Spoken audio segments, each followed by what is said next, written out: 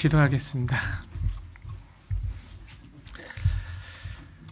하나님 아버지 감사합니다. 오늘 이렇게 교회당의 형제 자매님들을 함께 불러 모아주시고 또 말씀을 상고함으로 더욱더 우리의 삶 속에 하나님의 뜻을 쫓아 하나님을 기쁘게 하며 살아갈 수 있도록 도와주시기를 간절히 기도합니다. 혹 말씀에 비추어 우리의 삶이 곁길로 가고 있는 것들은 아닌지 돌아보고 또 온전하게 하나님의 말씀을 쫓아 살아감으로써 하나님이 주시고자 하는 축복들을 우리의 삶 속에 누릴 수 있도록 도와주시고 또 우리가 구원받은 사람으로서 생명을 소유하고 또 생명을 전하는 사람이기에 복음을 전하는 일에도 결코 게으르지 아니하도록 도와주시기를 간절히 기도합니다. 주님 오시는 그날 칭찬과 영광을 받을 수 있도록 우리의 삶들 게을리지 아니하고 오직 열심으로서 살아갈 수 있도록 도와주시기를 기도합니다. 세상이 악하기에 더욱더 믿음이 식지 않고 또 사랑이 식지 아니하도록 도와주셔서 세상을 분별할 수 있는 능력 또한 더해 주실 것을 간절히 기도합니다. 있어야 될 것과 없어야 될 것들 그리고 얻어야 될 것과 버려야 될 것들을 분별하여 더욱더 힘있게 생활할 수 있도록 도와주시고 또 우리의 삶 속에 하나님이 우리에게 본으로서 보여주신 사랑을 행할 수 있도록 도와주실 것을 간절히 기도합니다. 오늘도 이 자리에 함께하지 못한 형제 자매님들 그 발걸음 재촉하여 함께할 수 있도록 도와주시고 또 어디 어느 곳에 있든 간에 주님께서 늘 그 삶들을 일깨워 더욱더 함께 해야 될 곳에 인도해 주실 것을 간절히 기도합니다. 오늘도 말씀의 시종을 주님께 맡기고 의지하오니 온전히 주님의 영광만이 나타날 수 있도록 이끌어 주실 것을 간절히 기도하며 예수님의 이름으로 기도드렸습니다. 아멘. 갈라디아서 4장입니다. 갈라디아서 4장 8절입니다.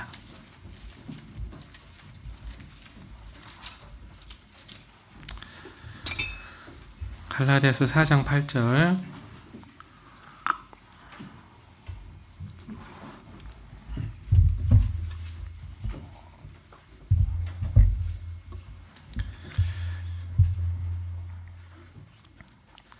그러나 너희가 그때에는 하나님을 알지 못하여 본질상 하나님이 아닌 자들에게 종노릇 하였더니 자, 앞과 뒷 구절은 하나님의 자녀로서 하나님을 알고 하나님의 자녀로서의 삶을 살아야 될 것을 말해주고 있습니다.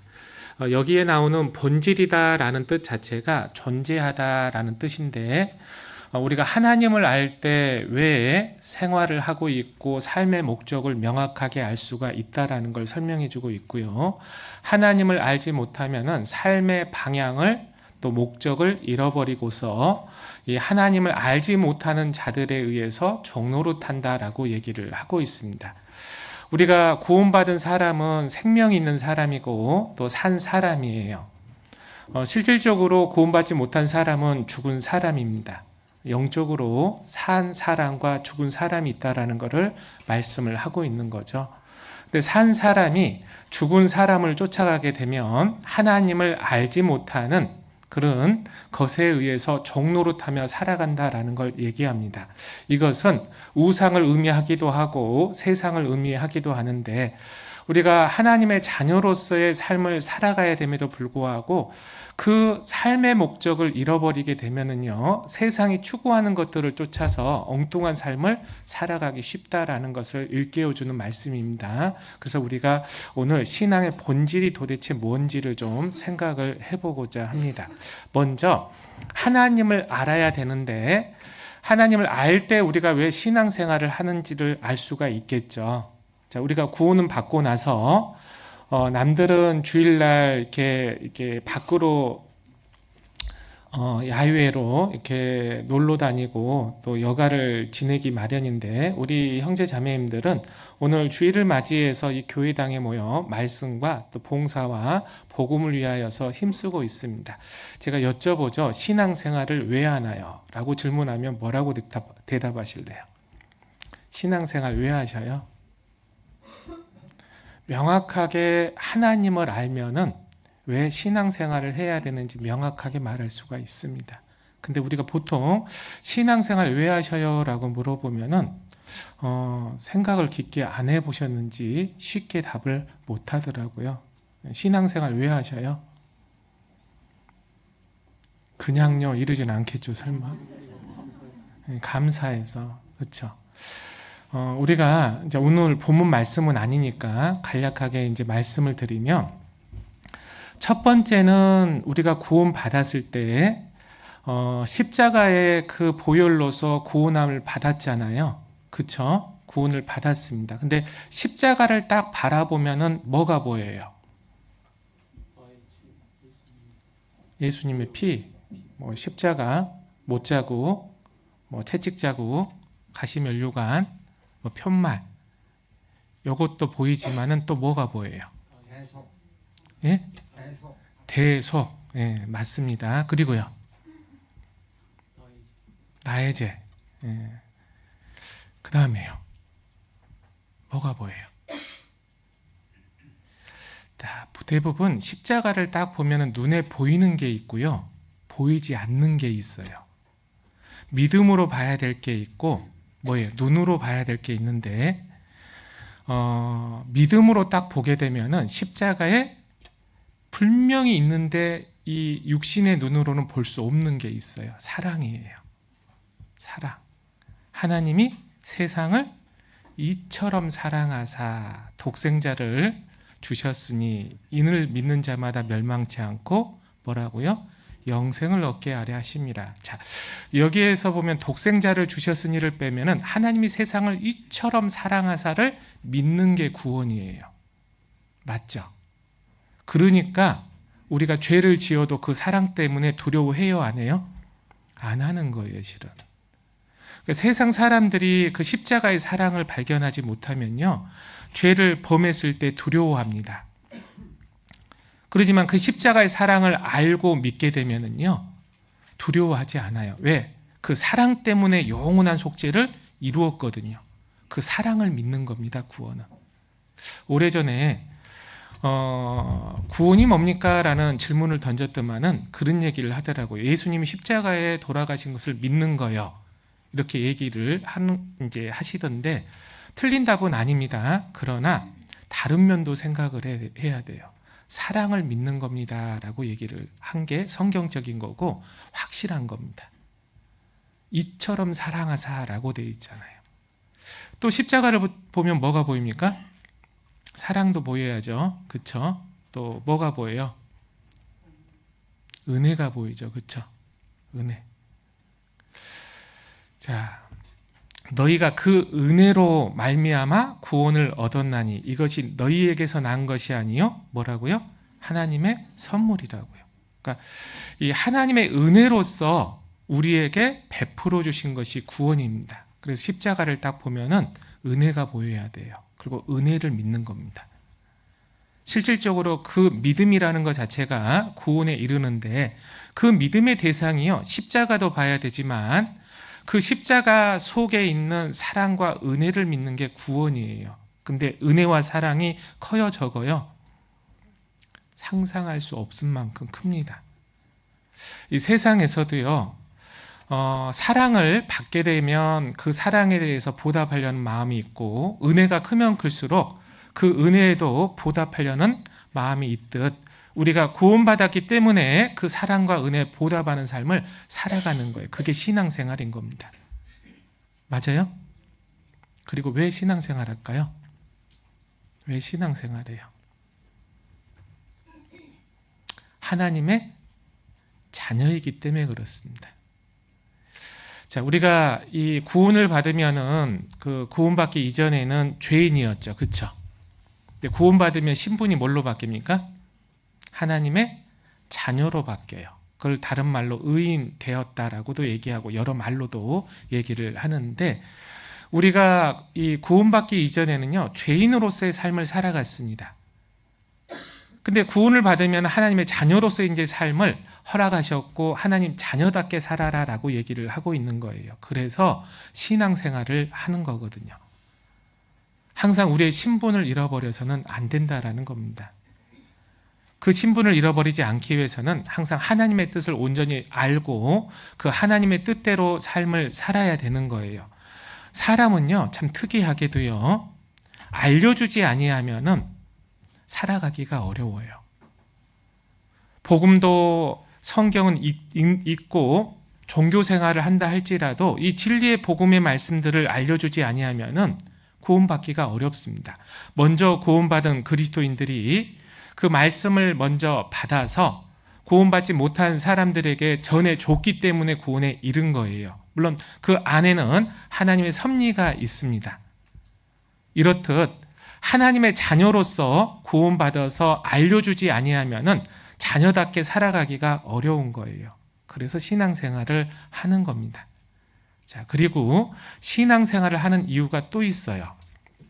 여러 많은 이유들이 있겠지만은 신앙생활을 하는 가장 큰 또 이유 중에 하나가요, 행복하게 살려고 신앙생활을 하는 겁니다. 자, 여쭤보죠. 행복을 위해서 살고 싶고 또 행복을 얻고자 하는데 그 행복을 방해하는 요소가 있습니다. 뭘 것 같아요? 행복하게 못 살게 하는 방해 요소. 돈이 없어서요. 그건 아닙니다. 잘 못 배워서요. 그것도 아닙니다. 뭘 것 같아요? 죄예요, 죄. 삶 속에 죄가 들어오면은 기쁨이 사라집니다. 감사함이 없어요. 마음의 평강도 깨집니다. 그 죄를 다스릴 수 있고 죄에서 벗어난 삶들을 살아가게 되면은 마음에 평안이 오게 돼 있어요. 그게 행복한 삶을 살아갈 수 있는 방법입니다. 근데 이 죄를 갖다가 제어하고 또 죄에서 벗어나서 삶을 살아가기 위해서는 반드시 뭐가 필요해요? 말씀이 필요한 거예요. 그것도 올바른 말씀. 집에서 읽는 말씀 말고, 내 나름대로 듣는 말씀 말고, 생명을 가지고 있는 주님께서 공급하는 그 말씀. 그래서 교회 안에 와서 말씀을 듣고 우리의 삶을 돌아보면서 혹 우리의 잘못된 삶들은 없는지를 비춰보면서요, 그 죄들을 하나하나 버릴 줄 알고 또 깨달아서 이길 수 있는 힘을 가질 수 있다라는 겁니다. 그리고 이를 통하여서 영원한 천국에 갈 수 있는 상급과 영광을 준비하는 거예요. 우리가 아셔야 되는 거는 세상 사람들은 이 비밀을 모릅니다. 그러나 그리스도인들은 이 비밀을 알고 더욱더 이 땅에서 죄를 멀리하게 되면은 행복하고 기쁜 삶을 살아갈 수 있는 거예요.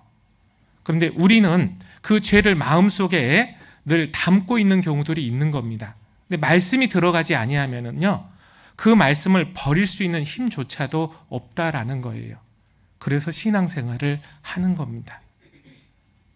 전체적으로 보면 그 은혜에 보답하기 위해서 하나님의 자녀로서의 삶, 그리고 죄를 멀리함으로써 행복한 삶을 살아가고 영원한 것들을 준비하기 위해서 우리는 신앙생활을 반드시 하셔야 되는 거예요. 그냥 자리에 앉았다가 말씀 끝나면 갈 것이 아니라 정말 우리가 왜 신앙생활을 하고 있는지 그 본질을 알 필요가 있다라는 겁니다. 하나님은 선한 분이고 우리에게 가장 좋은 걸 주기를 원하고 계셔요. 왜 가장 좋은 걸 주기를 원할까요? 왜 그래요? 선한 분이에요. 가장 선한 분입니다. 거짓이 없어요. 그래서 자녀에게요, 가장 좋은 것을 주기를 원하기 때문에 말씀을 통하여서 분별력을 갖지 아니하면은 그것 또한 얻을 수 없다라는 걸 말해주는 거예요. 그래서 오늘은 신앙의 본질에 대한 것들을 좀 생각을 해보고자 합니다. 우리가 일상의 삶을 살아가면서 놓치기 쉽고 생각하지 못하는 것들을 통하여서 하나님의 그 뜻을 헤아려서 정말 구별된 삶들을 살아가기를 하나님은 가장 원하고 계셔요.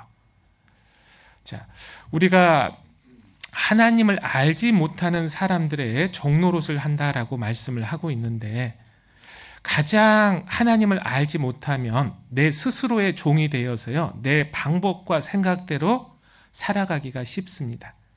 저는 이 신앙 생활을 하다 보면 이 세상에 가장 큰 우상은 자기 자신이 아닌가라는 생각을 해봐요.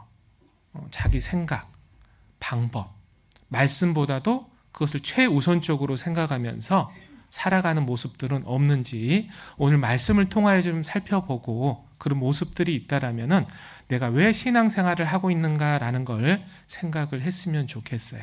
자, 창세기 3장입니다. 말씀의 본질에 대한 부분들을 좀 생각을 해볼게요. 창세기 3장 9절로부터 12절입니다.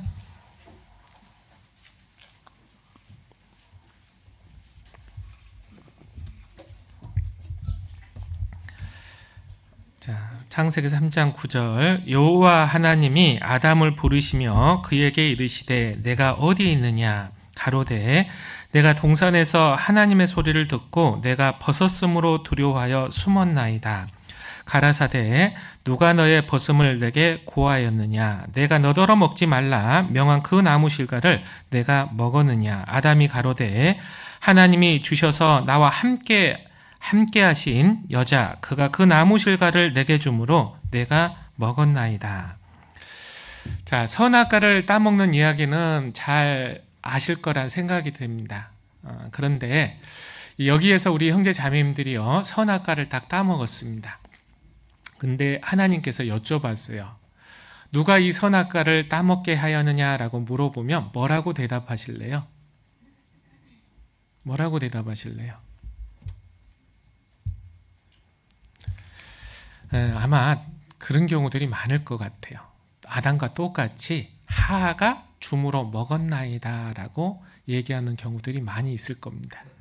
자, 우리가 말씀의 본질은요, 말씀을 왜 줬는지를 알게 되면 말씀을 잘 사용할 수가 있어요.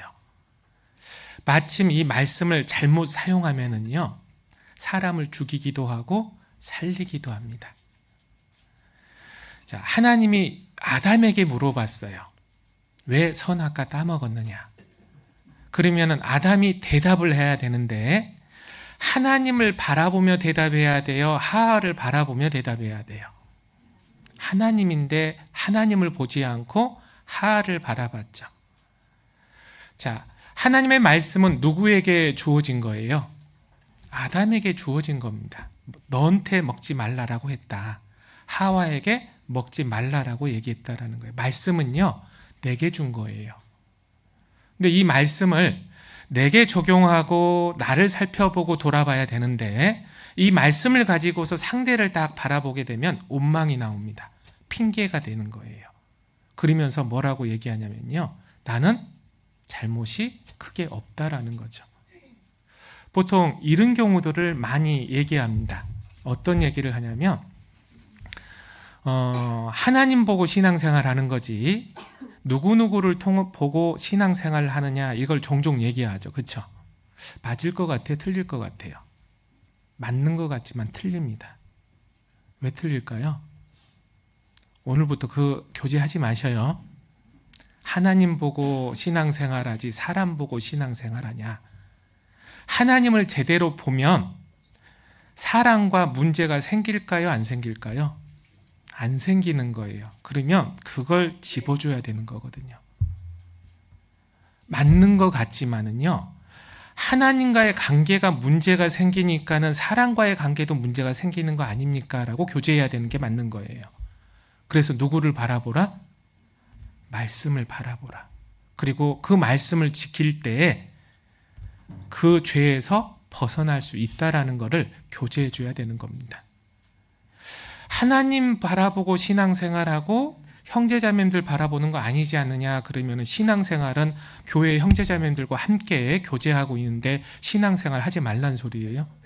부딪히면 부딪힌 대로 주신 은혜가 있는 거고 교훈들이 있다라는 걸 아셔야 되는 겁니다. 근데 그 뜻을 알지 못하고 오히려 분리시켜버리면 안 되는 거예요. 교회를 통해서 역사하고 있고 교회를 통해서 하나님께서 많은 은혜들을 주고 있는데 형제 자매님들과 하나님을 나눠버리면 어떻게 신앙생활을 하라고 그런 얘기를 하는 거예요. 잘못된 거라는 거예요. 교회 가운데 하나님이 임재하고 있고 교회를 통해서 말씀을 부여하고 있기 때문에 실은 하나님의 관계가 문제가 안 생기면은 다른 게 문제 생길 것도 없고요. 하나님과의 관계가 깨지기 시작하면은 사람들과 관계도 깨지기 마련인 겁니다. 하나님이 아담에게 물어봤어요. 그럼 아담은 뭐라고 얘기해야 돼요? 내가 말씀을 어겼나이다 라고 얘기하는 게 맞는 거 아니겠어요? 근데 이 아담은 핑계를 댔죠. 하와에게 핑계를 댔습니다. 이 말은 뭐냐면 하나님, 하와를 갖다가 만들지 아니했다라면 내가 이 선악과를 따먹지 아니할 건데 하나님이 만들어 줌으로 말미암아 따먹은 거 아닙니까? 라고 누구를 근본적으로 핑계대고 있는 거예요? 하나님을 핑계대는 거예요. 우리의 삶 속에요, 말씀을 통하여서 그렇게 사용하기 쉽다라는 겁니다.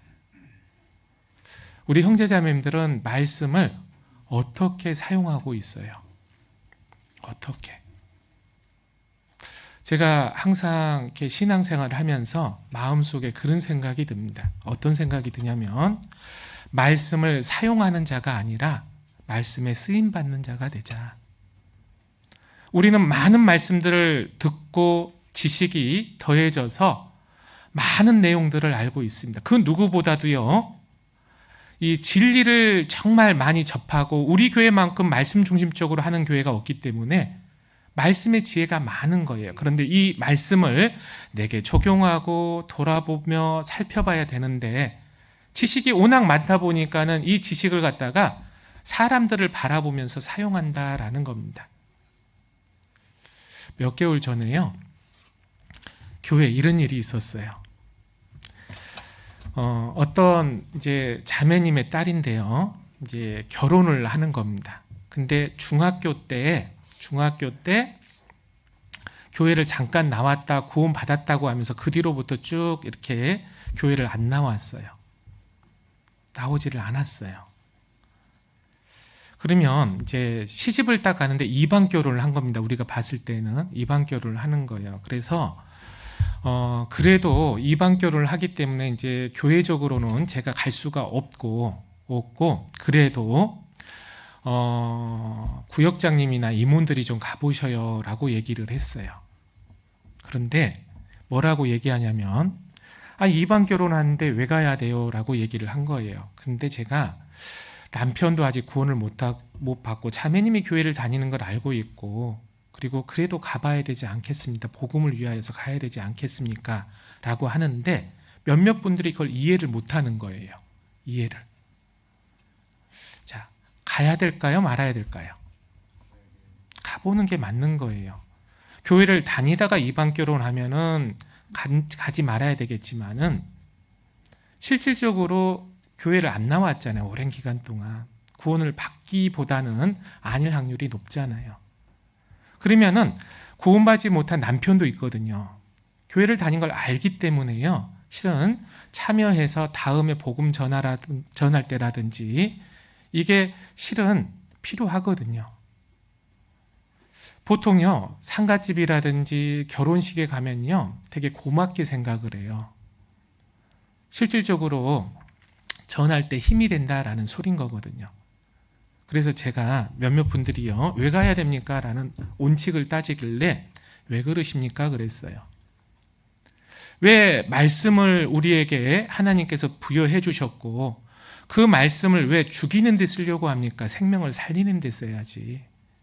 예수님도 그러지 않았습니다 라고 교제를 해줬어요. 자, 요한복음 8장에 보면 간음한 여자가 등장하죠. 그렇죠? 끌고 왔습니다. 예수님한테. 그리고 이 간음한 얘기를 딱 이렇게 얘기할 때 예수님이요, 바닥에다 쓰면서 죄 있는 자가 먼저 돌로 쳐 죽이라 이렇게 얘기했죠. 자, 그런데 그 말을 듣고 거기에 있는 간중들이요, 돌을 하나씩 들고 있다가 돌을 내려놓고 하나하나 뒤로 물러갔습니다. 자, 이 말씀을 알고 있었던 사람들은 율법으로 생명을 죽이려고 했는데 예수님은 그 말씀으로 살렸어요, 죽였어요? 살렸어요. 율법을 준 목적을 몰랐던 겁니다. 율법을 준 목적은 예수님께로 와서 구원에 이르도록 하기 위한 목적이 큰 거예요. 죄를 깨닫기 위함을 또 있지만은 그 깨달음으로써 죄를 사함받기 위해 예수님께로 와서 구원에 이르도록 하는 목적이 큰 거예요. 우리가 많은 말씀을 알고 있고 옳고 그름이 더욱더 양심이 밝아져서 분별할 수 있다라는 겁니다. 근데 예수님은 율법대로 한다라면 이 가늠한 여자 죽여야 돼요? 살려야 돼요? 죽여야 되는 게 맞는 거예요. 근데 예수님이 율법을 우리에게 얘기해 주신 그 분이, 하나님의 본체인 분이 말씀을 가지고서 살리는 데 썼다라는 겁니다. 우리 형제자매님들은 어디에 쓰실래요? 하하가 주므로 먹었나이다 라는 데 써야 될까요? 아니면 하나님 제가 먹었나이다 라는 데 써야 될까요? 하나님 제가 어겼나이다, 저를 불쌍히 여겨주십시오 라고 하는 게 맞지 않겠어요? 신앙생활을 종종 하다 보면 말씀을 죽이는 데 쓰는 경우들이 있습니다. 예수님 자체도 생명을 살리는 데 썼다라는 거예요. 우리가 곰곰이 생각해 보세요. 율법으로 따진다면 마땅히 죽여야 될 가늠한 여자입니다. 그렇지만 구원에 이르도록 권면하고 그 다음에 생명을 살리는 데 사용했다라는 거예요. 우리가 말씀의 본질은요, 정죄하는 것도 필요합니다. 왜? 권면해야 되는 거니까. 근데 가장 근본 바탕, 말씀의 본질은 생명을 살리는 데 써야 되는 거예요. 누구보다도 우리는 구원받은 사람으로서 율법에 밝은 사람들이에요. 딱 보면은 옳고 그름 나오거든요. 그릇된 것들이 보이거든요. 그렇지만 그 하나님의 말씀을 생명을 살리는 데 써야 되는 거예요. 형제 자매님들이 허물이 있으면은 죽여야 될까요? 살려야 될까요? 죽여야 돼요? 살려야 돼요? 허물이 보이면 정죄하고 판단하고 죽여야 돼요? 살려야 돼요? 살리는 데 써야 돼요. 어떻게 신앙을 회복시킬지, 죄에서 벗어나서 생명 안에 들어올 수 있을지, 그리고 그 죄를 갖다 버릴 수 없는 힘이 없잖아요. 그러면 어떻게 그 힘을 더해줘서 정말 교회 가운데 거할 수 있게 해야 될 건지, 이런 것들을 기도해 가면서요 교제해 줄 필요가 있고요. 그 입 밖에 이 죽이는 말이 아니라 정말 생명을 살리는데 그 말씀들을 활용해서요 살려내야 된다라는 겁니다. 우리는 연약하고요 온전하지 못해요. 제가 교회 생활을 하다 보니까요 그게 있더라고요. 형제 자매님들이 보면은 달란트들이 있고요, 잘하는 그 능력들이 있죠. 주님이 주신 그 재능들이 있어요. 그리고 아무리 힘쓰고 애써도 뭡니까? 안 되는 것들이 있어요. 근데 부족한 가운데 형제 자매님들이 모여 있으면서 내가 잘하는 것들을 형제 자매님들에게 채워주면 온전하게 되더라고요. 아, 이게 교회구나. 맞아요? 그게 교회인 거예요. 부족한 부분을 정지하는데 하는 게 아니라, 써야 되는 게 아니라, 부족함은 내가 그만큼 상대보다 부족한 부분에 대해서 능력이 있다라는 거거든요. 그럼 채워주라고 있는 거예요. 채워주라고. 그래서 서로 말씀을요 죽이는 데 쓰지 마시고요 생명을 살리는 데 서로 써야 될 겁니다. 아담은 그걸 깨닫지 못했어요. 말씀은요 살리는 데 쓰는 거예요. 살리는 데. 죽이는 데 쓰는 게 절대 아니라는 것을 아셔야 됩니다. 자, 로마서 2장입니다. 로마서 2장.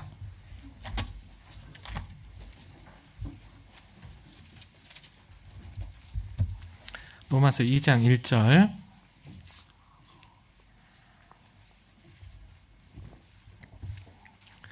로마서 2장 1절.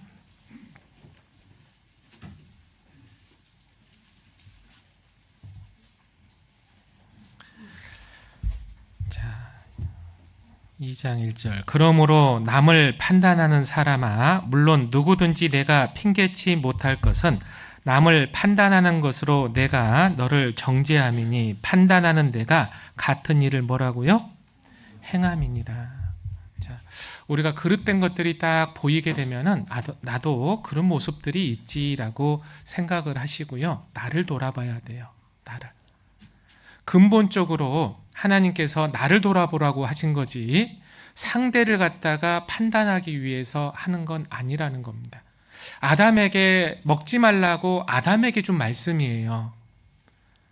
누가 유혹을 하든 게임에 넘어가든 그게 중요한 게 아니라 어떤 상황에서도 말씀을 지켜야 될 책임이 누구에게 있는 거예요? 아담에게 있는 거예요. 근데 그 말씀을 준 본질을 잃어버리고요.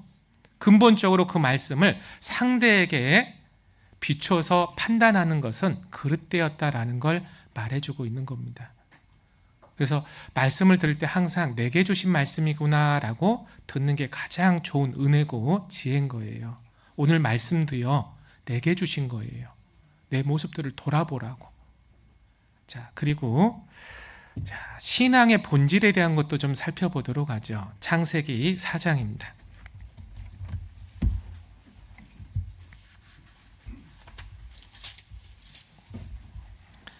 자, 창세기 4장 7절입니다.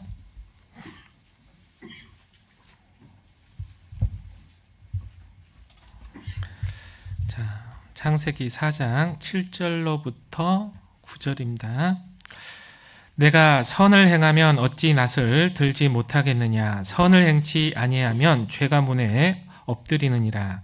죄의 손은 내게 있으나 나는 죄를 다스릴지니라. 가인이 그 아우 아벨에게 고하니라. 그 후에 그들이 들에 있을 때에 가인이 그 아우 아벨을 쳐 죽이니라. 여호와께서 가인에게 이르시되 내 아우 아벨이 어디 있느냐? 그가 가로되 내가 알지 못하나이다. 내가 내 아우를 지키는 자니이까. 자, 여기 보면 이제 가인과 아벨의 제사가 나오잖아요. 자, 이 제사의 본질적인 특징은 하나님께 두 사람이 제사를 지냈죠. 근데 어느 순간인가 가인은 하나님께 제사를 지내는 본질을 잃어버리고요. 아벨을 바라봄으로써 아벨에게 시기와 질투로 말미암아 죽여버리는 그 사건이 발생을 합니다. 자, 우리가 신앙생활을 하는 데 있어서요. 사람을 통하여서 신앙생활을 하는 게 아니라 하나님을 온전히 바라봄으로써 형제 자매님들과 사람 간의 삶을 살아간다라는 걸 알아야 되는 거예요. 근본적으로 제사를 지내는데 가인의 제사 자체를 받지 아니했죠. 속상하기도 했을 것 같아요. 그런데 이 가인은 하나님께 제사를 지내는 그 본질적인 생각을 잃어버리고요. 자기 자신을 바라보니까 아벨과 비교를 하게 된 거죠. 그러니까 속에서 뭐가 올라온 거예요? 미워하는 시기 질투가 올라온 거죠. 시기 질투가 점점점 커지니까 미워하는 마음이 들었고, 미워하는 마음이 점점 커지니까 아벨을 죽이는 사망에 이르는 죄를 범하게 됩니다. 자, 우리가 생각을 해보죠. 신앙생활 누구를 위해서 하는 거예요? 하나님을 위해서 하는 거죠. 하나님을 위해서지 나를 한 게 아니에요.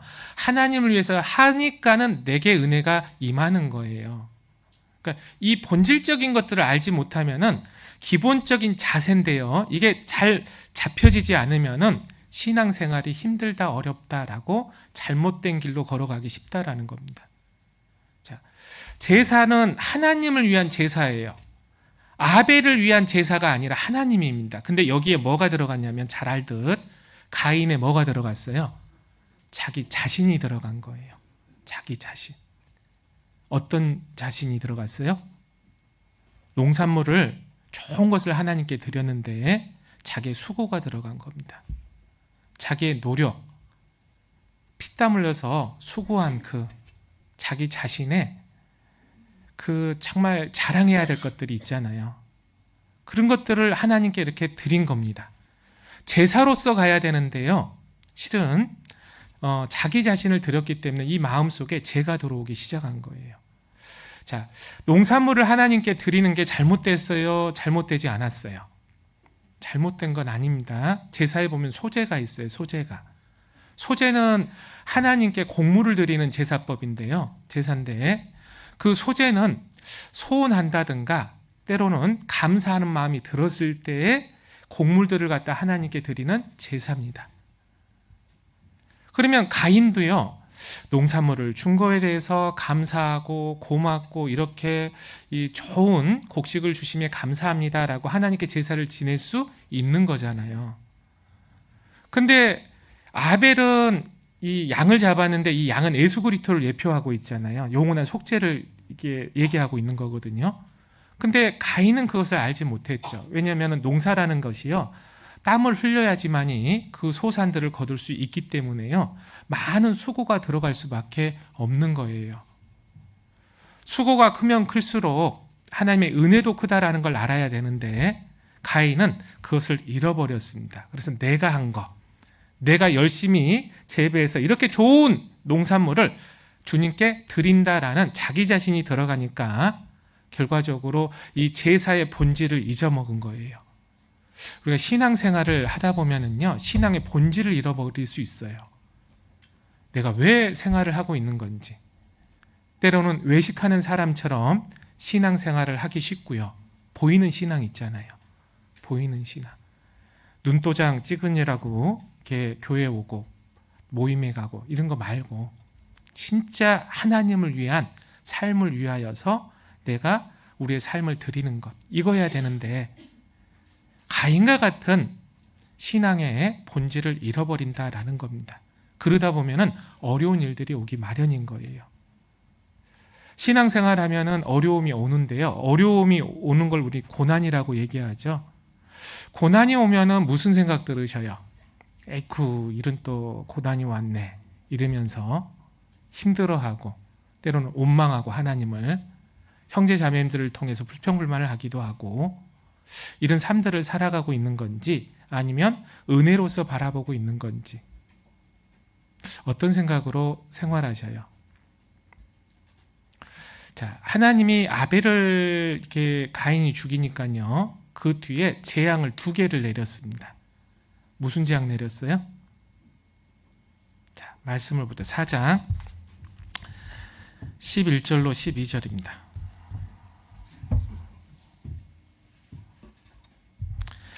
자, 땅이 그 입을 벌려 내 손에서부터 내 아우의 피를 받은즉 내가 땅에서 저주를 받으리니. 12절, 내가 밭 갈아도 땅이 다시는 그 효력을 내게 주지 아니할 것이요 너는 땅에서 피하며 유리하는 자가 되리라. 자, 이 작물들을 딱 심게 되면은 그 효력을 주지 않는다라는 것은 그 소산을 충분히 주지 않는다라는 겁니다. 보통 하나를 심으면 하나를 거둬야 되는데요, 하나도 못 거두는 거예요.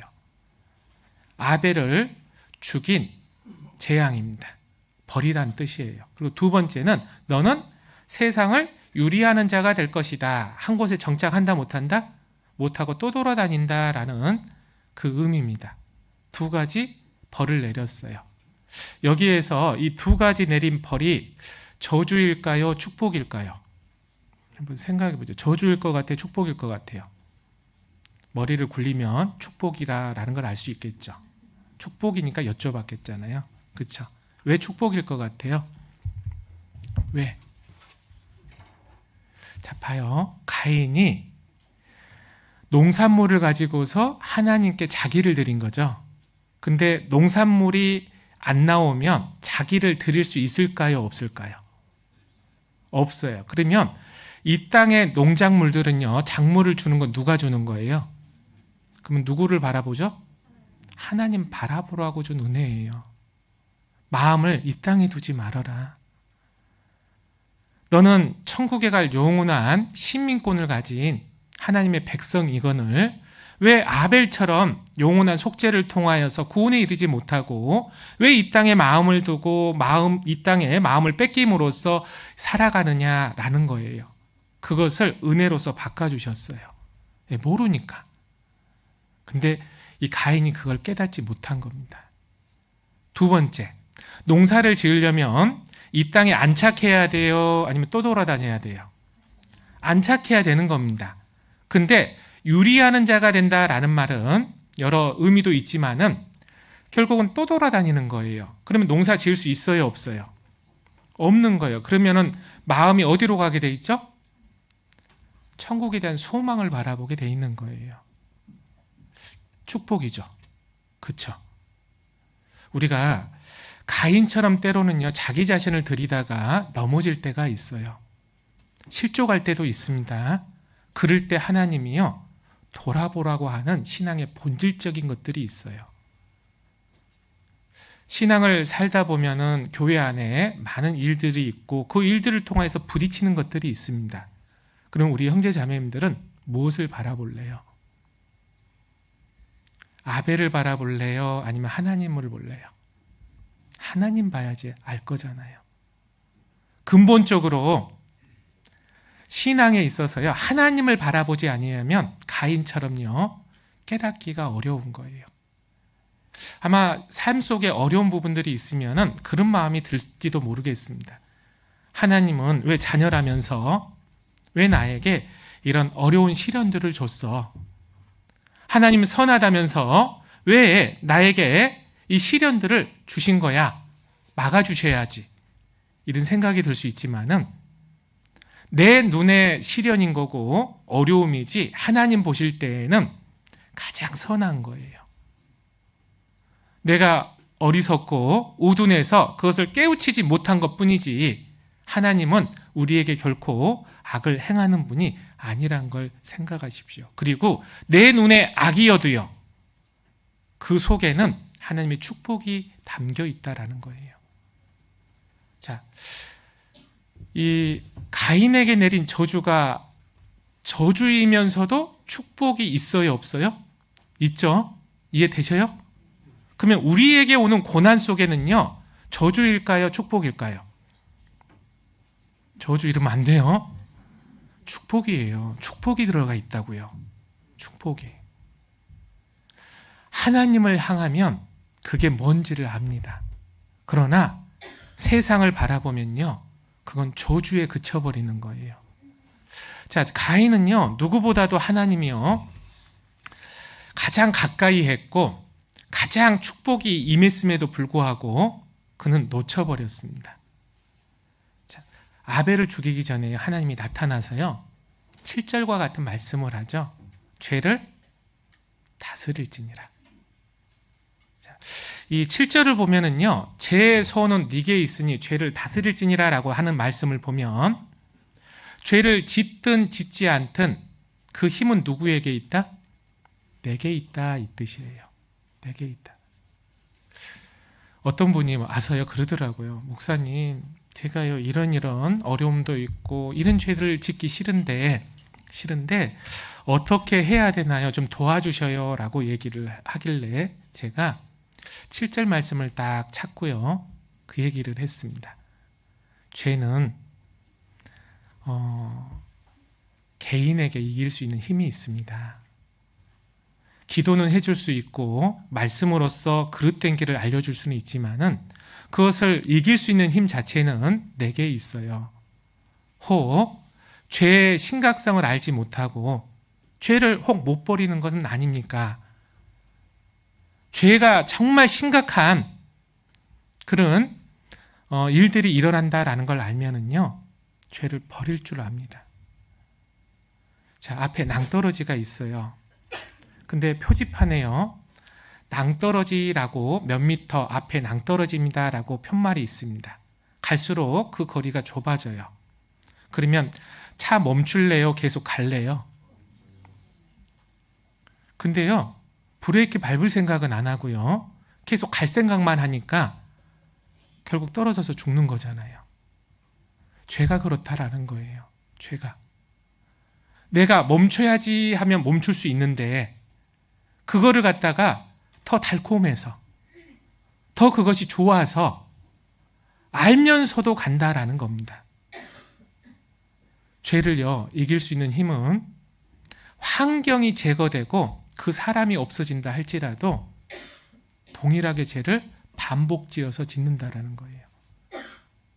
이런 경우들이 종종 있죠. 어떤 여건들이 없어지면 또 해결이 되면은 신앙을 좀 더 잘할 수 있다라고 생각하지만 그 여건들이 해결된다고 해서 잘 하든가요, 못 하든가요? 못 합니다. 근본적인 내 마음이 바뀌지 않는 이상은 제대로 신앙생활 하기가 어려운 거예요.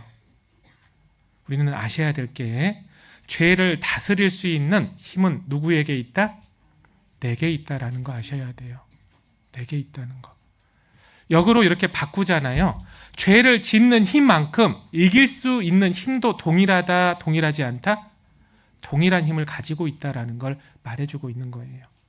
그래서 하나님이 정말 우리에게 주는 신앙의 본질적인 것들을 잃어버리지 말고 오직 말씀이 충실히 돼서 그 말씀을 하나하나 실천해 갈 수 있는 힘이 우리 형제 자매들에게 있기 때문에 헤쳐 나가야 될 겁니다.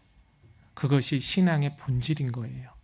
내가 해야지 환경이나 사람이 좋아지거나 해결이 됨으로써 신앙생활을 온전히 할 수 있는 게 아니라 내 근본적인 마음이 무엇을 담고 있느냐에 따라서, 무엇을 바라보고 있느냐에 따라서 신앙이 힘이 있을 수도 있고 힘이 없을 수도 있다라는 걸 생각하셔야 돼요.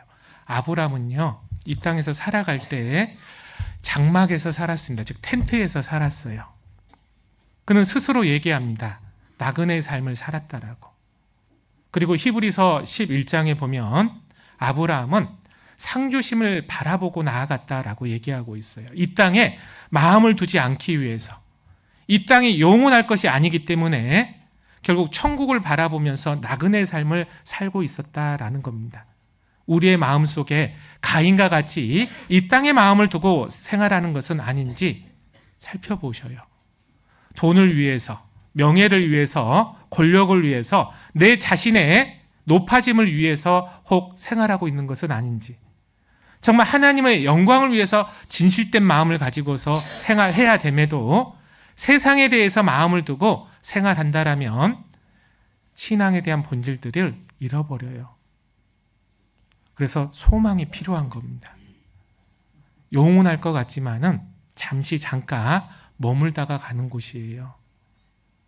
머물다가 가는 곳에다가 투자할 필요는 없잖아요. 그렇죠? 모델하우스 아시죠? 아파트 모델하우스. 모델하우스에 투자할래요, 안 할래요? 겉으로 볼 때는요, 정말 좋아 보입니다. 근데 만든 재질이요, 합판이나 나무가 주로 많이 쓰여요. 시간이 지나면요, 떨어집니다. 철골 콘크리트로 짓는 거하고는 달라요. 우리가 신앙의 삶은 정말 투자할 곳에 투자하셔요. 영원한 곳에 투자하십시오. 이 땅에 썩어질 거에 대해서 잠시 잠깐 머무는 곳인데도 이곳에다가 계속 투자하는 것은 마치 모델하우스에다가요, 계속적으로 투자하는 것과 다를 게 없다라는 거예요. 자, 그리고 창세기 13장 봐볼까요? 창세기 13장 10절로 12절입니다. 자, 믿음의 본질에 대해서 좀 또 생각을 해보죠. 자, 창세기 13장 10절로부터 12절입니다. 이에 롯이 눈을 들어 요단들을 바라본즉 소알까진 오군 땅에 물이 넉넉하니 여호와께서 소돔과 고모라를 멸하시기 전이었는고로 여호와의 동산 같고 애굽 땅과 같았더라. 그러므로 롯이 요단 오온들을 택하고 동으로 옮기니 그들이 서로 떠난지라. 아브람은 가나안 땅에 거하였고 롯은 평지 성읍들에 머무르며 그 장막을 옮겨 소돔까지 이르렀더라.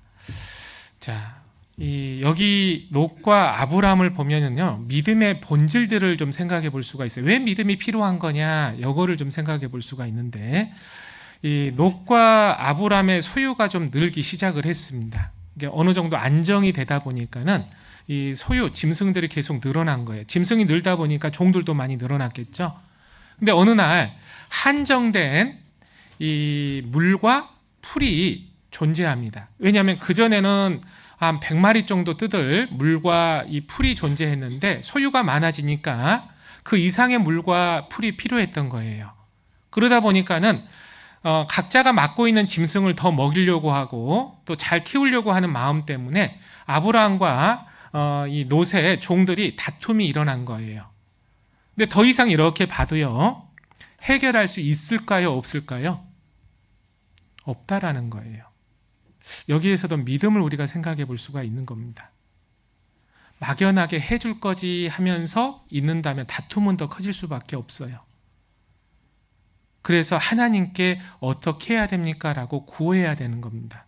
그러면 풀을 더 하나님께서 나게 해주든지 이럴 거잖아요. 부족하면 구해야 됨에도 불구하고 롯은 구하지 아니했습니다. 우리가 신앙의 삶을 살아가면서 부족하면은 세상에서 얻기 위한 게 아니라 내가 할 수 없음을 알고 주님 앞에 구하게 되면은 주님이 줄까요, 안 줄까요? 준다라는 거예요. 왜 부족하게 만들었을까? 왜 다툼을 만들었을까? 부족함을 배우라고요. 부족함에 대해서 채우는 방법을 배우라고 주신 거예요.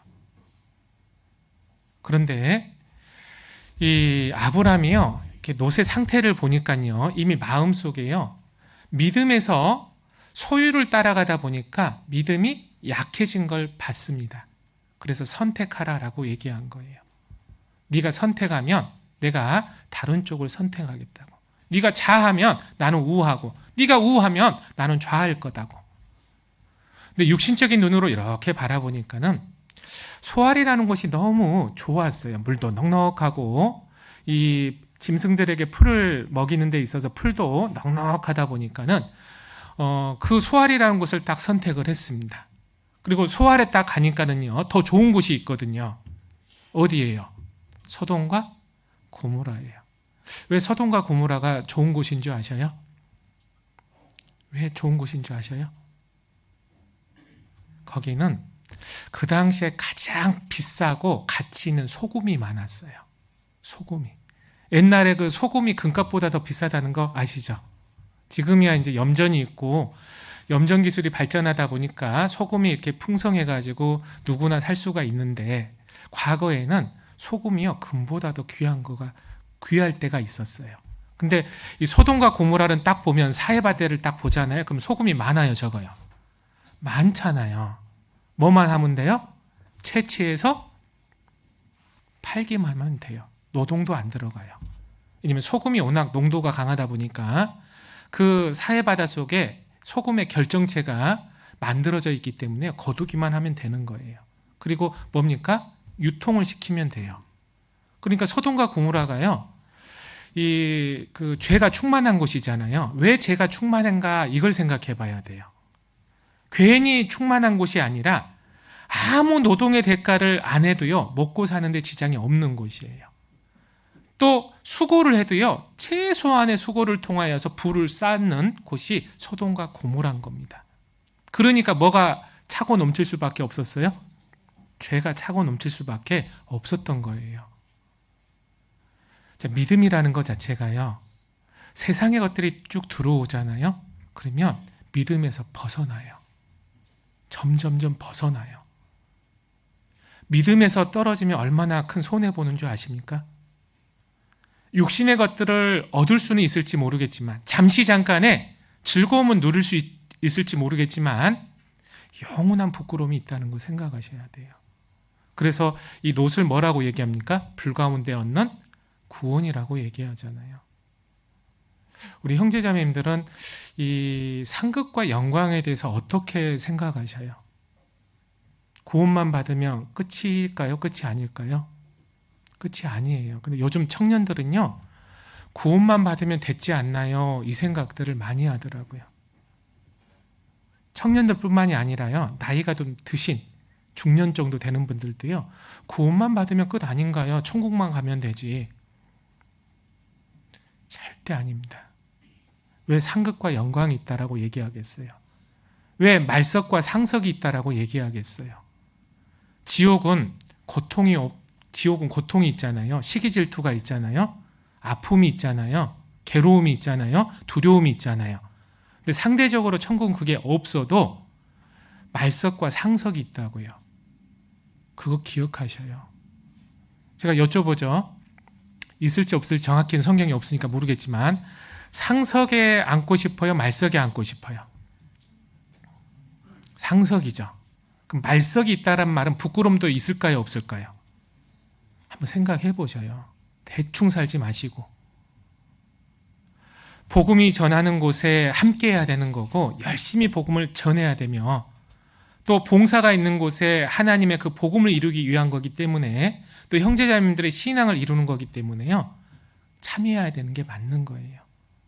말씀이 전하는 곳에 내가 가야 되는 게 맞는 거잖아요. 왜? 그곳에 주님이 계시니까.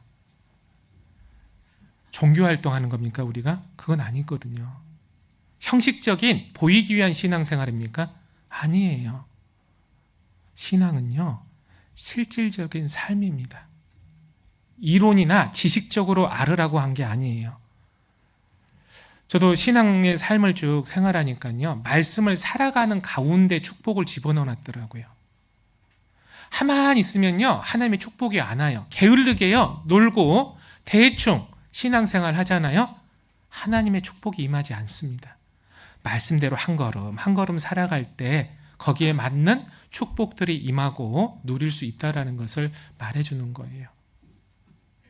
우리가 세상의 것들이 마음속에 하나하나 들어오면 놋과 같은 믿음의 본질을 잃어버립니다. 놋이 어떤 사람이에요?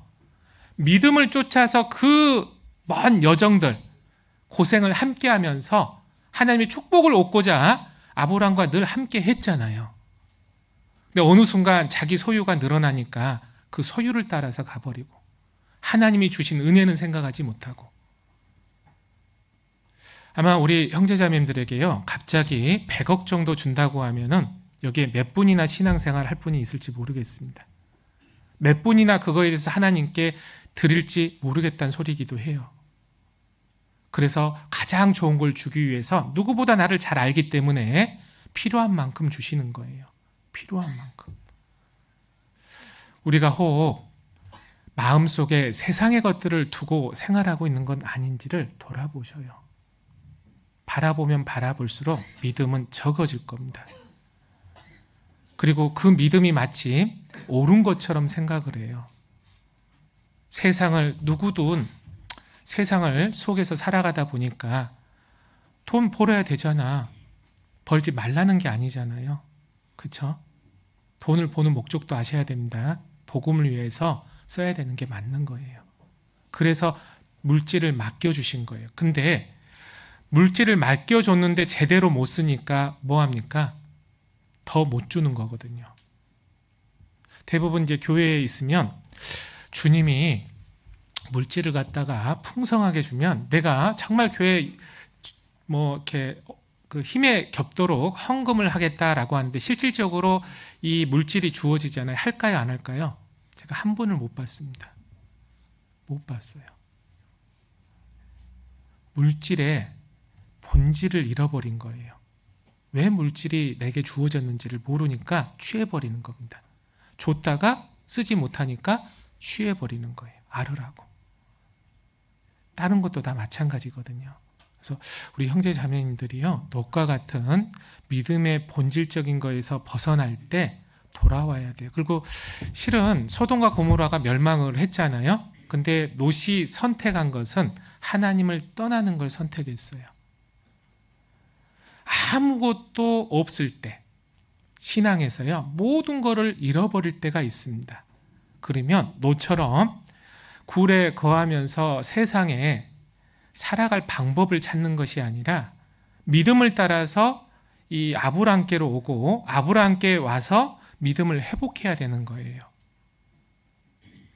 우리는 믿음이 적어질 때, 찾아보기 어려울 때 놋처럼 세상을 바라보면서 세상에 갈 게 아니라 교회 가운데 오고 그 교회 안에서 온전한 믿음을 또 회복하면은 하나님께서 더 많은 걸로 채워줄 겁니다.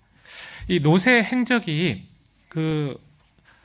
소돔과 고모라의 멸망이 끝난 이후 창세기 14장 이후에는 언급이 되어 있지 않습니다. 왜 그럴까요? 세상으로 완전히 가버렸다라는 거예요. 의인이면서도 결국 믿음에서 떠난 사람이 되었다라는 걸 보여줍니다. 그래서요, 세상의 것들을 너무 마음에 두지 마셔요. 그게 1순위로 두고 생활하지 말라는 겁니다. 믿음이 좀 먹고 그 믿음에서 떠날 수 있다는 것을 늘 생각하셔야 돼요. 교회 안에 보면 나는 절대 안 떨어져. 나는 끝까지 교회 안에 있을 수 있어. 장담하지 마십시오. 그렇게 장담하다가 떨어진 분들 내가 많이 봤어요. 제가요. 주변에서. 저도 경계합니다. 교만해서 떨어질까 봐. 자만해서 실족할까 봐. 아니, 목사님이잖아요. 목사님은 사람 아닌가요?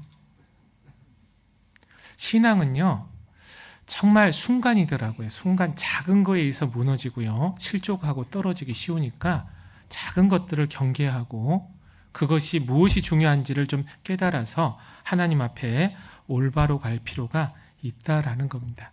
창세기 16장도 볼까요? 창세기 16장.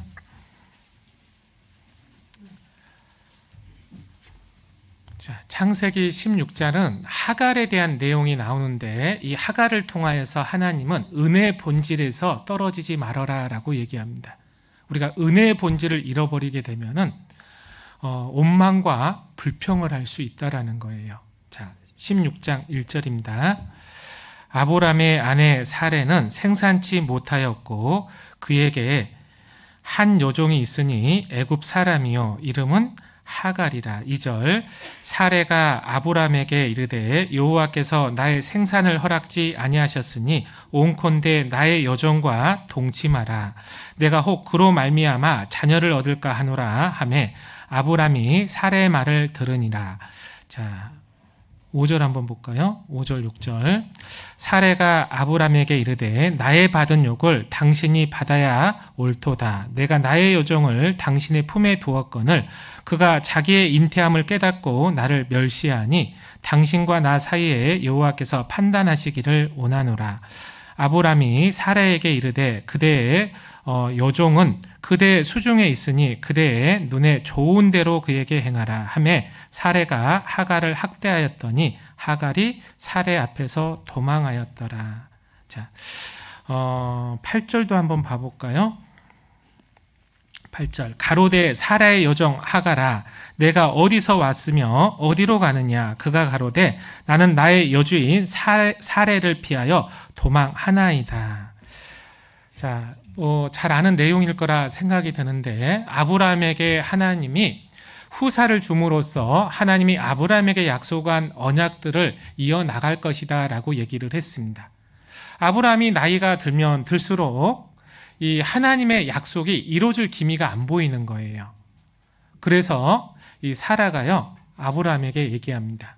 나는 나이가 너무 늙었고 경수가 끊어져서 더 이상 당신의 아이를 가질 수 없으니 내 여종 하갈이 있는데 이 하갈은 그 애굽 여자입니다. 애굽의 종으로서 이렇게 데려왔나 봐요. 근데 이 여종을 당신과 동침해서 후사를 잇는 게 좋겠습니다라고 얘기를 했어요. 그리고 나서 이 하갈이요 잉태를 딱 했네요.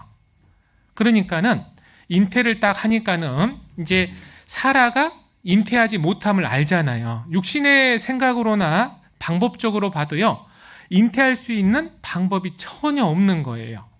그래서 이 사라를 갖다가요 멸시했습니다. 멸시하다라는 말은요 비웃다 조롱하다 이 뜻이에요. 그러니까 자기가 사라보다 뭐예요? 우월성을 가지고 있었기 때문에 조롱하기 시작한 거죠. 그렇죠? 그래서 사라가요 아브라함에게 얘기하죠. 이러이런 사정이 있는데 어떻게 할 거냐라고 하니까는 당신의 여종이니까 당신 수하에 있고 밑에 있는 거니까 당신이 좋을 대로 하라고. 그러니까 하갈을 갖다가 구박한 거죠. 한마디로 똑같이 구박한 겁니다.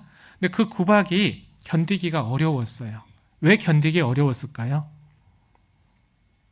왜 견디기 어려웠을까요? 스스로가 높아졌거든요. 내가 아브람의 자식을 얻었는데 왜 내게 이렇게 멸시해? 라고 자기 자신이 높아져 있었던 거예요. 그러니까 그걸 견딘 거예요? 못 견딘 거예요? 못 견딘 거예요.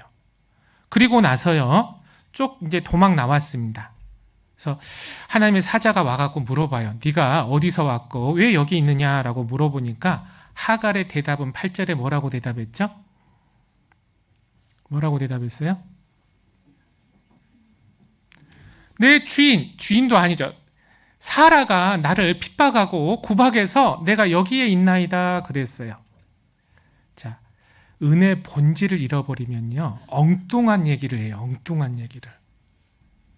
자, 하갈은요, 은혜 입었어요, 안 입었어요? 입었잖아요.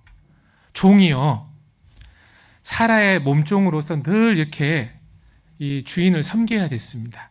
그런데 사라의 은혜로 이 아브라함의 자식을 잉태한 거잖아요. 한번 생각해 보죠. 그 은혜가 하갈, 그 사라 입장에서 보면 크게 베푼 거예요, 적게 베푼 거예요? 진짜 크게 베푼 거잖아요. 안 그래요? 근데 그 은혜는 잊어버리고 자기의 높아짐 때문에 결국은 그 멸시를 받아서 도망한 건데, 그건 잊어버리고 근본적으로 멸시한 사라를 갖다가 원망하는 모습들을 볼 수 있다라는 겁니다. 그렇지 않아요? 한번 우리가 생각해 보죠. 교회에서 우리 형제 자매님들에게 주님이 주신 은혜가 작을까요? 클까요? 커요? 작아요? 크잖아요. 엄청 큰 거 아니에요? 하나님은 한 사람을 통해서 역사 절대 안 합니다. 교회를 통해서 역사하는 거예요. 교회가 있기 때문에 내가 있는 거고, 내가 있기 때문에 교회가 있는 것은 아니라는 겁니다. 우리 형제자매들 교회를 얼마만큼 생각하셔요? 하갈처럼 생각하고 있지는 않나요? 형제자매들 귀하고 소중한 분들입니다. 형제자매들이 있었기 때문에 내가 신앙을 편안하게 하고 있는 거고, 좀 더 성장할 수 있는 거고, 복음을 전할 수 있는 거예요. 그 은혜, 하나님이 교회를 통해서 주시는 은혜는 생각하지 않고 소소한 교회 안의 다툼들, 이것을 더 크게 생각하면서 은혜에서 혹 떨어져 있는 것은 아닌가. 이 은혜 본질을 잃어버리니까요, 하나님이 참 내게 은혜를 주셔서 이렇게 아브라함의 자식을 잉태했구나. 아마 자식을 잉태했으니까 대우도 달라졌을 거잖아요. 그렇죠? 종처럼 계속 사라를 몸종으로서 섬기고 또 모시고 이러지는 않았을 거잖아요. 완전히 바뀌었어요. 완전히. 우리가 신앙의 모습도 하나님께 받은 엄청난 은혜들이 있습니다. 그 은혜를 잊어먹지 말라는 거예요. 어느 순간 사건에 초점을 두고 바라보면은 은혜가 사라져요. 그리고요, 그 어려운 사항들이 오면은 핑계를 대죠. 자기 높아짐은 생각하지 못하고, 사라가 그랬다고 하는 것처럼. 그래서 우리가 하나님의 은혜가요, 늘 교회 안에 깨어 있을 때 늘 여러 여건들을 통하여서도 오시기도 하고, 또 형제 자매님들을 통해서도 그 은혜들을 늘 공급해 주신다라는 것들을 생각해 보면서 교회를 누구보다도 가장 소중하고 귀하게 생각을 해야 됩니다. 대부분 이 형제 자매님들이요, 자기중심적으로 신앙을 생활하다 보니까, 즉 하갈처럼 신앙생활을 하다 보니까요, 교회의 소중함을 몰라요, 잘. 그리고 대부분 내중심적으로 신앙생활을 하잖아요. 하갈이 자기중심적으로 생활했잖아요. 그러다 보니까 은혜는 전혀 깨닫지를 못했던 거잖아요. 교회가 있기 때문에 내가 있다는 거 늘 아셔야 돼요. 교회가 있기 때문에 내가 있는 거예요. 교회가 있기 때문에 내가 구원을 받은 겁니다. 교회가 있기 때문에 내가 신앙의 성장을 하는 거예요. 교회가 있기 때문에 내가 세상을 분별하면서 주님의 영광과 상급을 위해서 쫓아가고 있다라는 겁니다. 그걸 절대 잊으면 안 돼요. 그게 흔들리지 않으면요, 다른 게 문제가 될 게 없어요. 문제가 될 게. 제가 신앙생활을 얼마 안 됐지만, 제가 90년도에 구원을 받고 지금 30년이 조금 넘었는데, 신앙생활을 하면은 넘어질 때도 있고, 문제가 되면서 그것을 어떻게 해결하고 뛰어넘는지 여러 가지 방법들을 배워 나가고 있고, 또 목회를 하면서도 많은 것들을 배워 나가고 있는데, 신앙의 원칙이 있습니다. 원칙이. 첫 번째 뭐냐면, 제 개인적인 부분입니다. 첫 번째가 하나님은 가장 선하다. 결코 내 눈에 어려움이 있고 불행이 보인다 할지라도 결코 하나님 입장에서는 선한 거다라는 거예요. 그래서 그런 부분에서 찾으려고 합니다. 하나님이 내게 뭘 주고자 하는 걸까? 그리고 다음에 생각하는 게 뭐냐면 말씀은 뭐다? 진리다. 자, 말씀이 진리다라는 뜻은 뭐예요? 인생의 정답을 가지고 있다 이 뜻이에요. 그리고 절대적으로 바뀌지 않는 법칙이다라는 겁니다. 이론이 아니라 법칙인 거예요. 그리고 무엇보다도 정말 이 두 가지 원칙들을 쭉 갖고 가면은요, 다른 것들이 문제가 안 돼요. 크게 문제가 안 되더라고요. 그 원칙을 흔들리지 않고 오히려 다른 거에 의해서 빼앗기지 않는다라면. 근데 우리에게 말씀을 주신 은혜가 있잖아요. 우리가 말씀이 없다라면은 무엇을 결정하고 어디를 향해서 가야 되는지를 아마 모를 것 같습니다. 교회 안에서 전도인이 말씀을 맡아서 우리 형제자매들에게 말씀을 전합니다. 이게 얼마나 큰 복이에요. 제가 오래전에 상담을 하는데요. 이제 장로교회를 다녔던 분이 상담을 받았어요. 복음을 풀었습니다. 근데 이분이 그러는 거예요. 이 복음요, 우리 교회도 하던데요. 그랬어요. 우리 교회도 하던데요? 목사님이 안 한 게 아니던데요? 하는 게 중요해요? 생명이 있냐 없냐가 중요해요. 있냐 없냐가 더 중요한 거잖아요. 했냐에 초점을 둘 게 아니라 생명이 있냐 없냐. 이 말은 성령이 역사하냐 역사하지 않으냐가 중요한 거거든요. 실은 저도 구원 받기 이전에요, 교회를 다녔는데 구원 받고 나니까요, 분별력이 생기더라고요. 제가 구원 받고 나서 90년도에 이렇게 교회가 이렇게 많지도 않았고 전도인이 워낙 바빠서 상담하기가 쉽지는 않았어요. 근데 친구가요, 말씀을 듣고 기존에 나갔던 교회를 2주 나갔거든요. 나가면 좀 오라고 이끌어야 되잖아요. 이게 안 이끌더라고요. 근데 딱 가서 말씀을 딱 듣는데요, 왜 저 말씀은 저렇게 하지? 저 말씀은 이건데 왜 저렇게 하지? 이게 분별력이 가요. 분별력이 가더라고요. 그리고 두 번째가 뭐가 있었냐면, 보통 이제 예배를 보면서 기도합시다 하면서 통성 기도하잖아요. 그렇죠? 때로는 이제 뭐 20분, 30분 이제 기도하는 시간들이 있는데, 보통 기도하면은 회개 기도합니다. 때로는 주여 내 죄를 사해 주십시오. 이제 지었는데 용서해 주십시오. 이렇게 얘기해요. 근데 그 예배할 때 목사님이요, 기도하겠습니다라고 하는데 옆에 소리가 더 잘 들리는 거예요. 주님께서 사해 주셨는데 왜 사해 달라고 기도하지? 이미 다 영원한 속죄를 해놨는데 왜 그러지?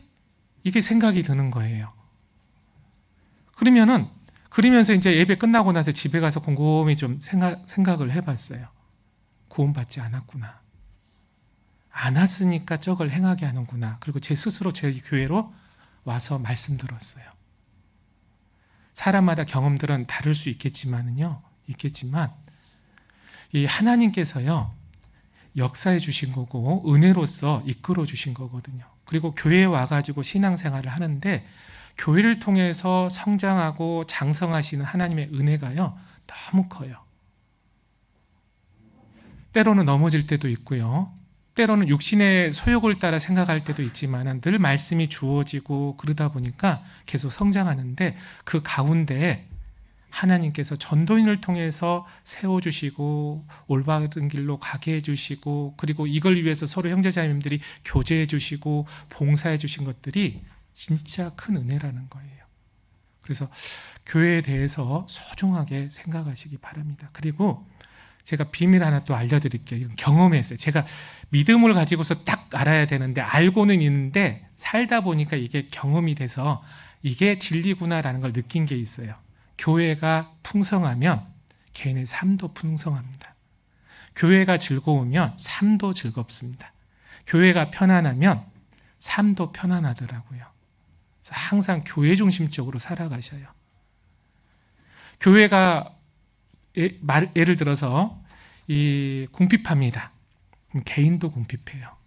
그거 아셔야 돼요. 그래서 교회가 있기 때문에 내가 있다는 걸 말씀드리는 거예요. 교회가 있기 때문에.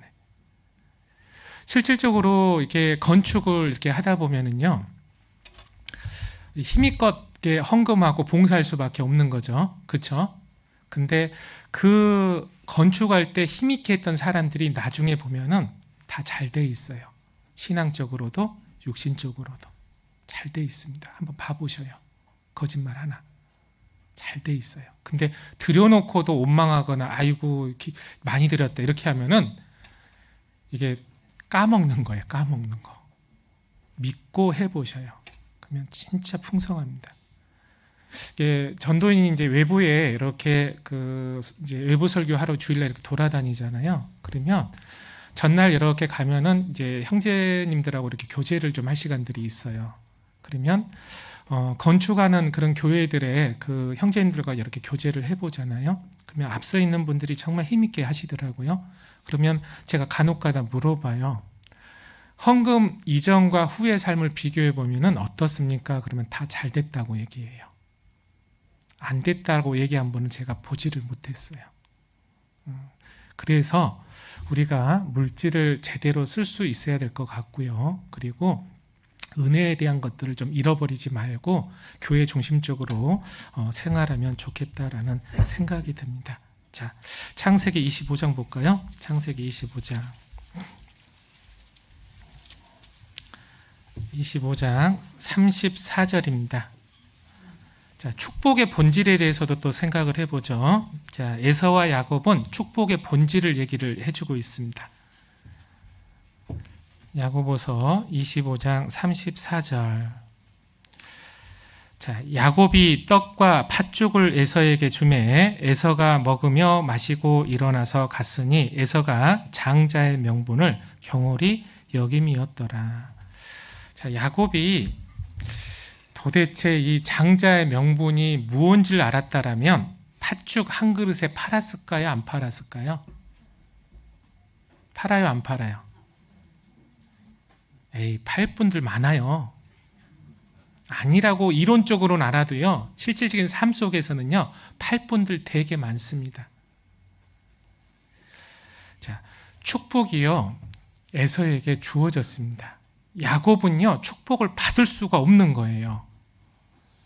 왜냐하면 축복은 장자에게만 내려왔거든요. 근데 야곱이요, 이 축복이 뭔지를 알고 있었어요. 그리고 그 축복을요, 팥죽 한 그릇에요, 팔아서 샀습니다.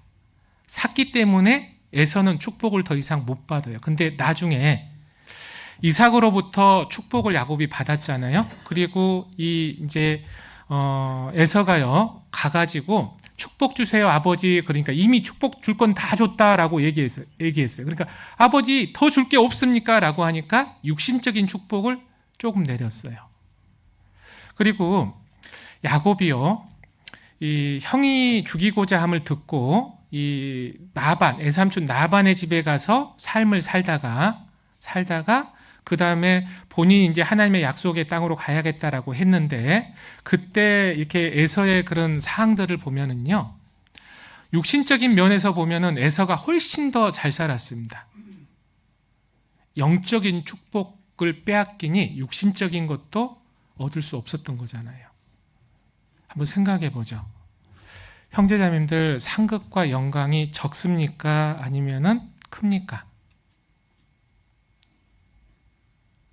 커요, 적어요?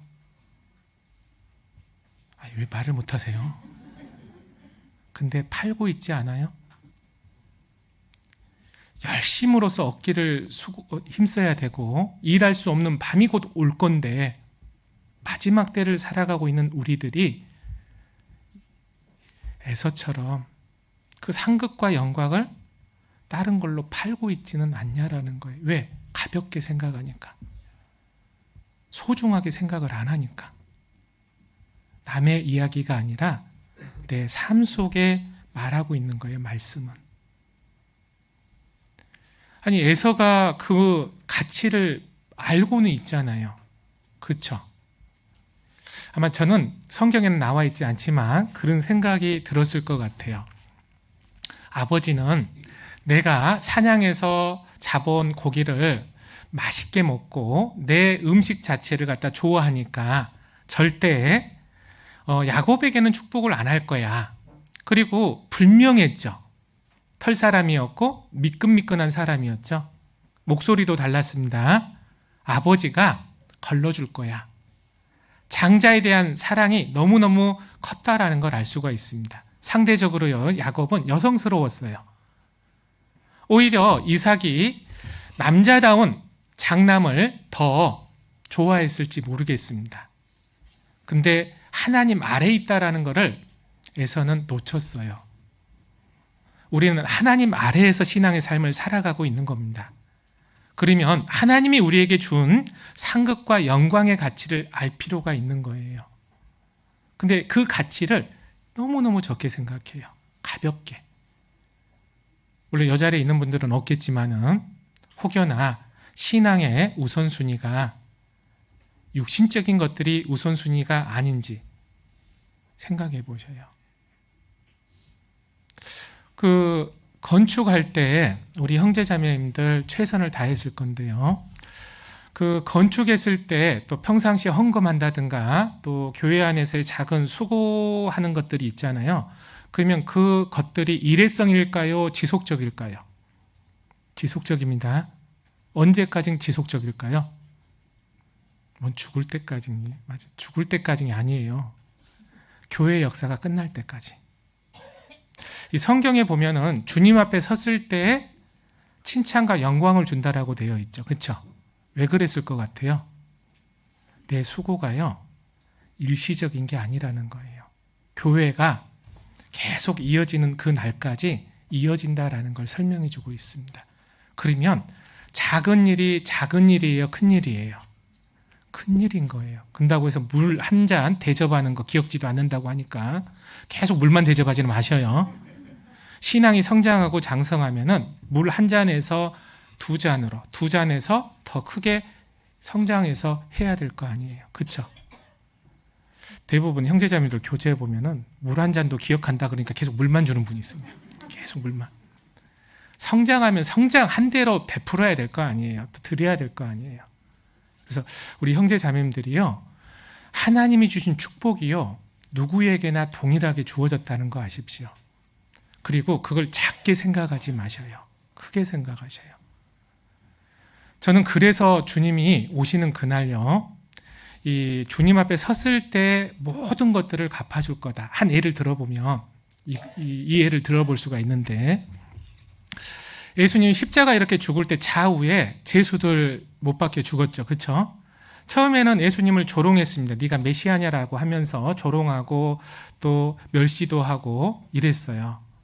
근데 순간 조금 지나니까 한쪽 제수가 예수님에게 얘기하죠.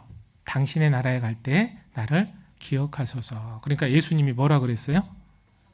떼끼놈, 네가 언제 나 믿었다고. 이러지 않고 오늘 너와 내가 낙원에 있으리라. 그리고 이 성경책에 기록이 됐어요. 기록이. 자, 이 제수는 상급이 있을까 없을까? 대부분 물어보면은 없어요 그래요. 근데 중요한 거는 성경에 기록이 됐다라는 거예요. 기록이. 있을까요 없을까요? 언제까지 있을까요? 교회가 끝나는 날까지. 우리 시대에도 사도행전은 계속 기록이 되고 있습니다. 주님 앞에서 생명책에 계속 기록하고 있어요. 어떤 자매님의 그 하나님을 향한 마음들, 드렸던 그런 물질들, 수고들, 땀 한 방울 한 방울까지 기록해 놓고요, 주님 앞에 섰을 때 다 갚아주겠다라고 얘기합니다. 땀 한 방울의 수고가 복음과 연결이 돼 있고, 형제 자매들의 수고가 하나님의 영광과 연결이 돼 있다는 거 아셔야 됩니다. 그리고 그 영광은 순간 일시적으로 멈추는 게 아니라 교회의 역사가 끝나는 그 순간까지 이어지고 있으니 우리 형제 자매들의 그 수고가 작은 거예요, 큰 거예요? 큰 거예요. 결코 적게 생각하지 마셔요. 그래서 늘 감사해야 되는 겁니다. 늘 감사해야 돼요. 어떤 분들은 그래요. 상급 쌓는다고 막 하는데 마음속에 그걸 얻기 위한 것보다는 주님을 먼저 사랑하는 게 우선일 거예요. 그래서 우리가요, 하나님의 그 받는 축복을 애서를 통해서 본질을 잃어버리지 마셔요. 교훈 삼아서 정말 야곱처럼 크게 생각하고 정말 넓게 생각해서 그걸 얻기를 힘써야 될 것 같습니다. 자, 창세기 45장 마지막 단락만 좀 살펴볼까요? 자, 창세기 45장입니다.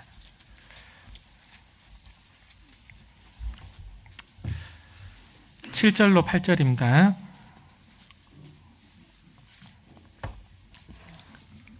고난의 본질에 대해서 좀 생각을 해볼게요.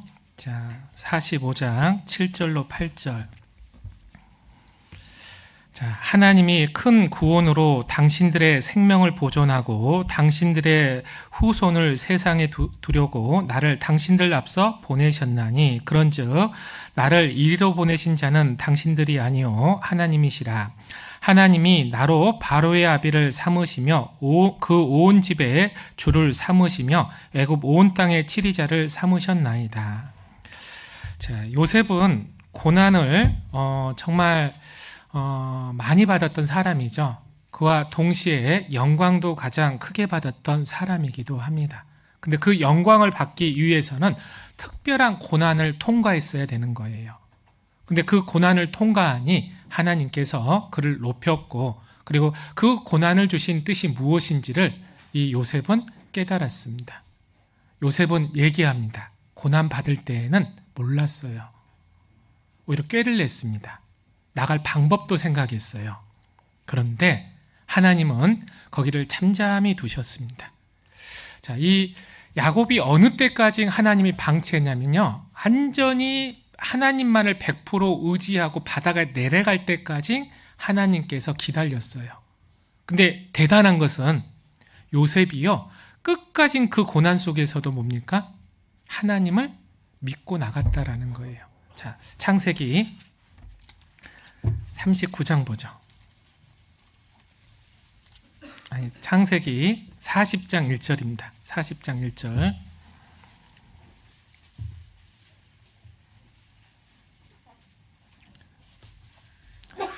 자, 40장 1절. 그 후에 애굽 왕의 술 맡은 자와 떡 굽는 자가 그 주 애굽 왕에게 범죄한지라. 술 맡은 간원장과 떡 맡은 간원장이 이제 감옥으로 들어와서 꿈을 꾸게 되고, 그 꿈을 해석을 해주는데 그대로 됐죠. 그래서 술 맡은 사람은 복직하고 떡 맡은 간원장은 죽게 됩니다. 그리고 나서 이 야곱이요, 술 맡은 간원장에게 한 말이 있어요. 뭐라고 얘기했냐? 40장 14절입니다. 14절. 당신이 득이하거든 나를 생각하고 내게 은혜를 베풀어서 내 사정을 바로에게 고하여 이 집에서 나를 뭐라고요? 건져내소서라고 얘기했죠. 하나님의 방법대로 구한 거예요? 사람의 방법으로 구한 거예요? 사람의 방법이잖아요. 왜냐하면 술 맡은 간원장은 바로 왕의 가장 측근입니다. 이 당시에는 독살들을 많이 했기 때문에요, 이 음식이나 술은 가장 믿음직한 사람에게 그 일을 맡겼습니다. 그러니까 술 맡은 간원장이 얼마나 바로에게 가까웠겠어요. 그리고 이 감옥에서 꺼낼 수 있는 사람은 누구다? 바로 외에는 없다라고 생각을 했던 거죠. 그런데 41장 1절 보죠. 자, 14절. 일이 있은 후입니다. 자, 41절. 만 2년 후에 바로가 꿈을 꾼즉 자기가 하숫가에 섰는데 그랬죠. 자, 술 맡은 간원장에게 얘기를 해서 그 일이 있은 후에 만 2년 후에 바로가 뭐를 합니까? 꿈을 꾼 거예요. 그리고 그 꿈을 해석해 줌으로써 총리가 하루아침에 된 겁니다. 그 안에는요, 고난이 너무너무 심했어요. 이 요셉이요, 보통 믿음이 아닌 거잖아요. 근데도요, 얼마나 희망이 없으면 술 맡은 간원장에게요, 바로에게 좀 내 억울함을 얘기 좀 해주셔요. 근데 하나님은 그것까지도 바닥에 내려놨어요. 철저하게 하나님의 능력과 지혜로 할 때 그를 올렸습니다.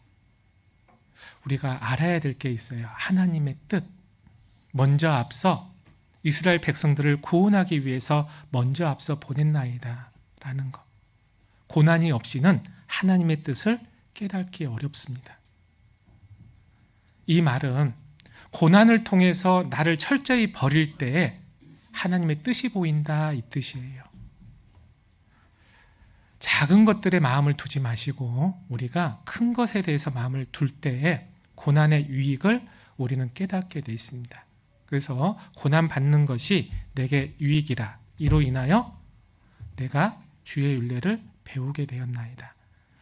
고난은 하나님을 알아간다라는 것은 삶 가운데에 다듬어져 간다라는 걸 얘기하고 있어요. 그래서 항상 고난을 주어질 때에 그 본질을 잃어버리지 마십시오. 나를 위함이에요. 나를 다듬어서 쓰기 위함이다라는 것을 아시고 감사함으로 또 하나님의 뜻을 쫓아 그 뜻을 발견함으로써 살아가는 우리 형제 자매님들이 됐으면 좋겠습니다.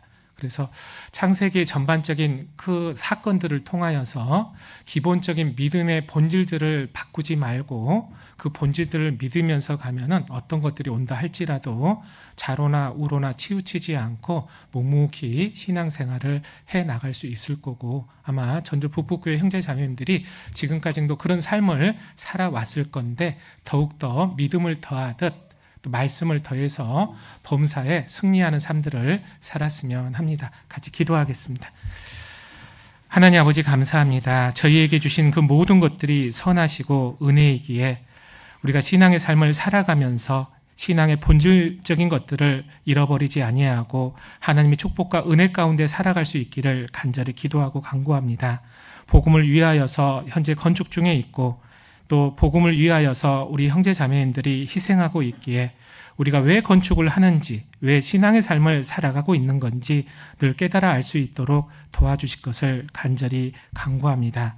이외에는 모든 일정들도 온전히 하나님의 영광과 또 하나님의 은혜만이 나타날 수 있도록 도와주실 것을 간절히 기도하며 예수님의 이름으로 기도드렸습니다. 아멘.